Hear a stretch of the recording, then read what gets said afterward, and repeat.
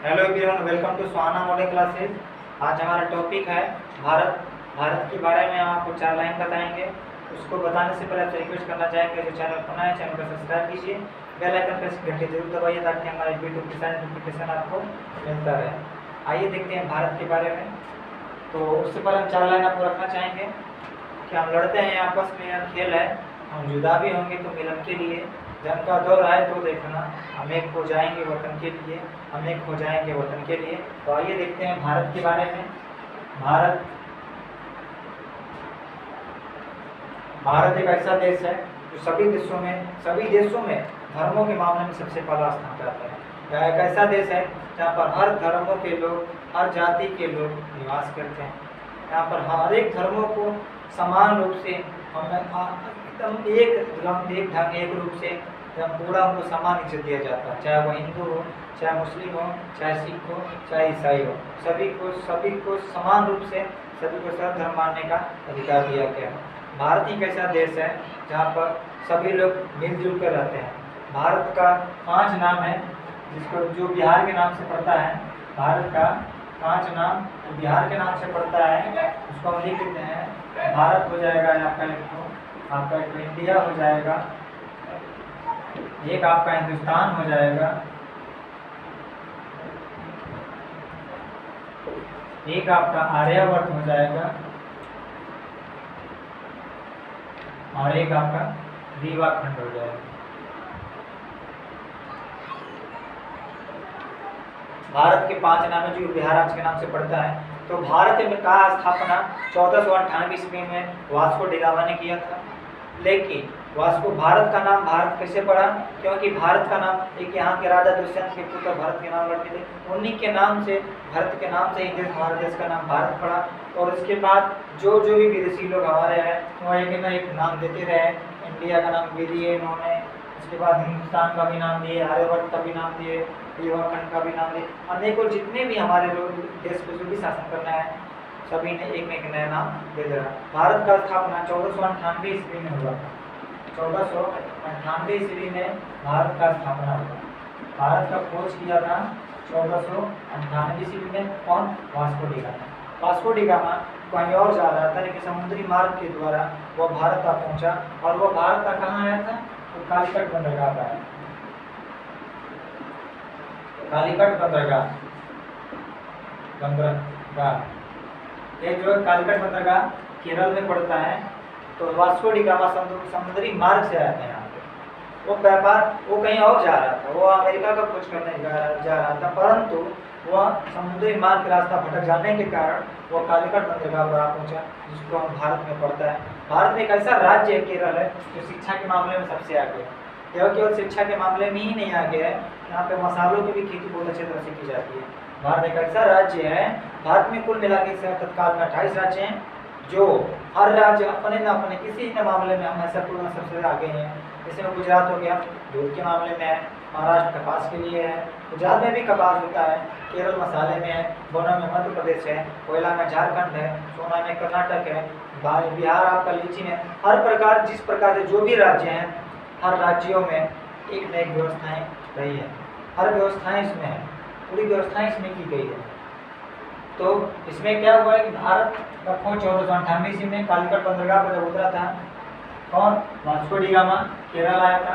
Vasco D gamma आया था। Vasco जो डी गामा था यह पुर्तगाल का निवासी था। पुर्तगाल का निवासी यह भारत में समुद्री मार्ग द्वारा आया और इसका उद्देश्य था भारत में आकर व्यापार करना।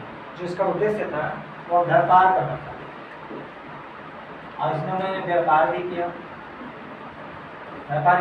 यह यहाँ व्यापार करने के उद्देश्य से आया, परंतु यहाँ के जो व्यक्ति थे कुछ निरक्षर थे, पढ़े लिखे नहीं थे, उन लोगों का नजायज फायदा उठाने लगा। यहाँ के रीति रिवाजों को समझा, यहाँ के लोगों के बारे में समझा, और यह पुनः कुछ साल बुलाने के बाद यह फिर पुनः अपने पुर्तगाल चला गया। पुर्तगाल जाने के बाद जब यह 1502 ईस्वी में दोबारा आया, वास्को डी गामा पहली बार 1498 ईस्वी में आया, लेकिन वास्को डी गामा जब दोबारा आया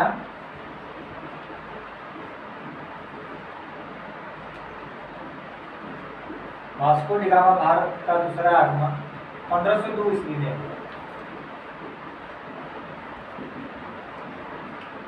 आप ही बस सोचिए कि एक इंसान जो है फिर हुआ वास्को डी गामा दोबारा आया भारत में, और भारत पर आके वहाँ जब भी पहले तो वो अकेले आया था, परंतु जब वो आया तो साथ में कितने अपने दोस्तों को, अपने संबंधियों को लेकर आया और भारत पर चढ़ाई कर दिया, क्योंकि भारत को सोने की चिड़िया कहा जाता है।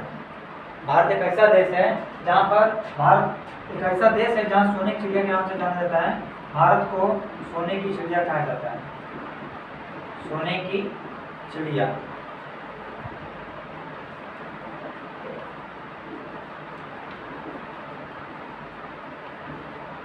क्योंकि इस देश में इतना सोना थे, इतने सोने थे कि यहाँ जहाँ भी आप कोई खोदा करता था तो सोना ही दिखाई दिया करता था।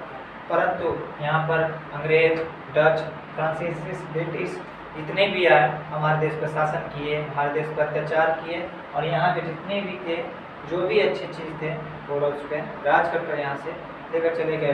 भारत इतने कष्ट सहने के बाद, बहुत कष्ट सहने के पश्चात भारत में एक से 20 जवान पैदा हुए। भारत कम से कम 500 सालों तक दूसरों की गुलामी में, जंजीर में जकड़ा रहा। भारत में बहुत लोग अत्याचार किए थे, बहुत से लोग भारत को बर्बाद करना चाहते थे, परंतु कहा जाता है ना कि जाको राके साइयाँ, मार सके न कोई, बाल न बात का कर सके जो जग बैरी हो। तो भारत में एक से एक अनेकों वीर पैदा हुए, जिनमें महात्मा गांधी, सुभाष चंद्र बोस, चंद्रशेखर आजाद, खुदीराम बोस, भीमराव अम्बेडकर, रानी लक्ष्मीबाई, वीर कुंवर सिंह, मंगल पांडे, पंडित जवाहरलाल नेहरू ऐसे अनेकों महापुरुष पैदा लिए, ताकि भारत, क्योंकि कहा जाता है कि कुछ बुरा होता है तो उसके पीछे कुछ कमियां होती हैं। वो अंग्रेज चाहे जो भी फ्रांसीसी डच जो भी आए थे, शासन किए थे, तो उनको हटाने के लिए भारत माता ने अपने सपूतों को जन्म दिया था, और उस सपूतों में कोई नरम दल का था, कोई गर्म दल का था। महात्मा गांधी जी तो थे वो नरम दल के थे। महात्मा गांधी का जन्म 2 अक्टूबर 1869 को गुजरात राज्य के पोरबंदर में हुआ था। वो नरम दल के इंसान थे। उनका एक ही सोच था, बुरा न देखेंगे, न बुरा कहेंगे, न बुरा सुनेंगे। कोई अगर आपको एक झापड़ मारता है तो दूसरा झापड़ उसके आगे सामने रख दिया करो। क्यों? क्योंकि अगर उसको शर्मिंदगी होगी तो दूसरा झापड़ नहीं मारेगा। लेकिन कुछ ऐसे इंसान थे जो गर्म दल के थे, जैसे लाल बहादुर शास्त्री, अन्य को सुभाष चंद्र बोस, चंद्रशेखर आजाद, ये सब गर्म दल के इंसान थे। कोई आपको एक झापड़ मार के 4 झापड़ देने का वजह ढूंढते थे। क्यों? क्योंकि भारत ही एक ऐसा देश है जिसमें नरम और गर्म दोनों देश के लोग पाए जाते हैं। भारत में सभी धर्म लोग आपस में मिलजुल के रहते हैं, चाहे वो कोई भी पर्व हो, कोई भी त्यौहार हो, सब मिलजुल के लोग मनाते हैं। हमारा देश संपूर्ण देशों से अलग है, क्योंकि इस देश में अनेकों प्रकार के पशुओं, कृषियाँ एवं अनेकों प्रकार के व्यवसाय, काम धंधे भी किए जाते हैं। भारत में अनेकों ऐसी महान बेटियां हैं जिन्होंने भारत के लिए अपनी जान की बाजी लगाई थी। इंदिरा गांधी हो गई, आपकी रानी लक्ष्मीबाई हो गई, अनेकों ऐसी औरतें हैं जिनको मतलब कि हमारे देश के लिए अपना जान देती हैं। भारत में जो बहुत ऐसे पुरस्कार दिए जाते हैं, इसमें हो गया भारत रत्न, जिसको भारत रत्न इसको कहा जाता है। भारत रत्न सबसे सम्मान जो भारत रत्न सभी को नहीं मिलता। शौर्य सम्मान भी भारत में मिलता है, जिसको परमवीर चक्र कहते हैं। भारत रत्न का स्थापना 1951 ईस्वी में हुआ था, जिसको सबसे पहले पाने वाला व्यक्ति अगर भारत का है तो वह डॉक्टर सर्वपल्ली राधाकृष्णन, जिसका जन्म 5 सितंबर 1888 ईस्वी को हुआ था। भारत रत्न से प्राप्त करने वाला भारत का पहला ऐसा विदेशी भारत में था। इसका नाम था खान अब्दुल गफ्फार खान, जिसे सीमांत गांधी के नाम से भी जाना जाता है। भारत में एक ऐसी औरत है जिन मदर टेरेसा, जिनको नोबेल पुरस्कार से भी सम्मानित किया गया था, जबकि नोबेल पुरस्कार का स्थापना 1901 ईस्वी में हुआ था, और प्रथम बार व्यक्ति पाने वाले लोग रविन्द्रनाथ टैगोर थे, जिनको 1913 ईस्वी में नोबेल पुरस्कार मिला था। तो आगे हम आपको बताएंगे कि भारत एक ऐसा देश है जो हर चीज़ के मामले में आके, चाहे वो कोई भी धंधा हो, कोई भी चीज़ हो, कोई भी व्यवसाय हो, तो भारत में अनेकों प्रकार की खरीफ में फसल, रबी फसल बोई जाती हैं। भारत संपूर्ण रूप से कहा जाए तो हर चीज़ के मामले में आगे, परंतु कहा जाता है कि कोई भी चीज़ की एक सीजन होती है। जैसे में आपका हो गया चावल दाल, ये खरीफ फसलें हैं, गेहूँ हो गया, ये रबी फसलें हैं। कभी इस सीजनों के साथ साथ इन लोगों का व्यवहार किया जाता है। आज भारत के बारे में उल्लेख किए हैं, तो भारत क्या है? भारत का अर्थ होता है भारत का देश। वीडियो को शुरू चलाते देखिएगा। अगले वीडियो में नए वीडियो डालेंगे, तब तक के लिए धन्यवाद। अगले वीडियो में इसी वीडियो को दोबारा चलाएंगे। मिलते हैं कल। Good night.